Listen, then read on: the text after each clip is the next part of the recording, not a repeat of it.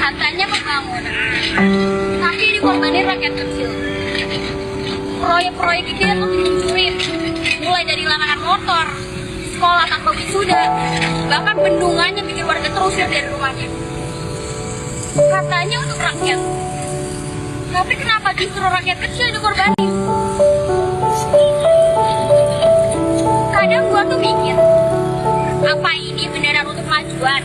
Atau cuma sekedar validasi aja, biar kelihatan beda, biar dicap hebat dari sebelum-sebelumnya.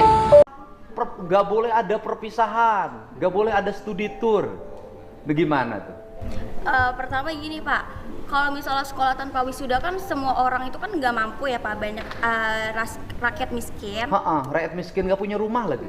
Iya, terus kalau misalnya rumahnya di bantaran kali lagi. Iya, Tapi Pak. sekolahnya gaya-gayaan ada wisuda.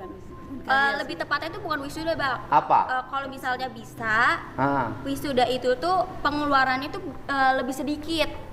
Terus habis itu dibikin proyek, cuman bukan proyek apa?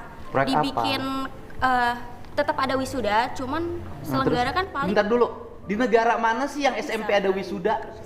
Saya nanya. Perpisahan sih Pak, bukan wisuda. Ya bukan, di negara mana yang ada TK ada wisuda, SMP ada wisuda, SMA ada wisuda? Di negara mana tuh? Hanya di Indonesia. Wisuda untuk siapa coba? Yang kuliah. Di kita anak TK wisuda, biaya nggak? Iya ya Pak. Punya rumah nggak yang ikut wisuda TK itu? Nggak, pakai bantaran sungai. Ya kan? SMP wisuda lagi. Punya rumah nggak? Enggak. SMA wisuda lagi. Punya rumah nggak? Terus kemudian kemarin ada ibu-ibu yang nangis-nangis. 5,4 juta harus bayar studi tour ke Bali. Pada akhirnya sekolahnya ditelepon oleh Kadisdik dan dibatalkan. Nah, saya nanya, gubernur melakukan itu buat siapa? Ya untuk rakyat semua Pak. Nah, iya, untuk orang tua. Iya. Ya kan? Lebih tepatnya bukan gitu sih Pak. Apa? Saya kan biar adil nih ya Pak. Semua murid itu biar bisa ngerasain perpisahan. Oke. Wisuda. Terus gini, ngerasain perpisahan, duit perpisahan dari siapa? Dari orang tua. Membebani nggak? Bisa Ya membebani Pak. Iya, bukan membebani nggak? Iya. Membebani. Terus kalau tanpa perpisahan emang sekolah jadi bubar? Enggak Pak. Kan ada juga lulusannya cuma bisa sampai SD, SMP atau SMA. Ya, oke. Kalau tanpa perpisahan emang kehilangan kenangan. Kenangan itu bukan pada saat perpisahan. Kenangan indah itu saat proses belajar selama 3 tahun.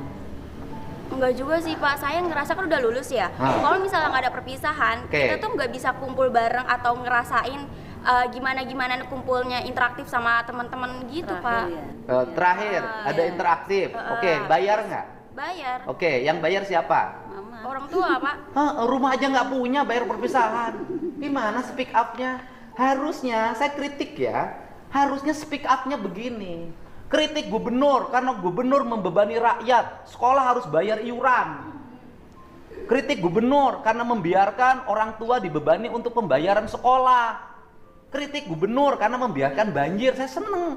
Ini kritik gubernur, karena gubernurnya melarang perpisahan. Loh, aku ngeri. Ya kan? Nah, jadi apa ya? Akhirnya dibully. Kenapa dibully? Karena logikanya nggak tepat. Gitu loh. Jadi gubernur ini berusaha untuk menurunkan beban pembayaran orang tua. Karena sekolah sudah dibikin gratis. Kalau sekolah sudah dibikin gratis, maka orang tua tidak boleh lagi ada pengeluaran untuk sekolah.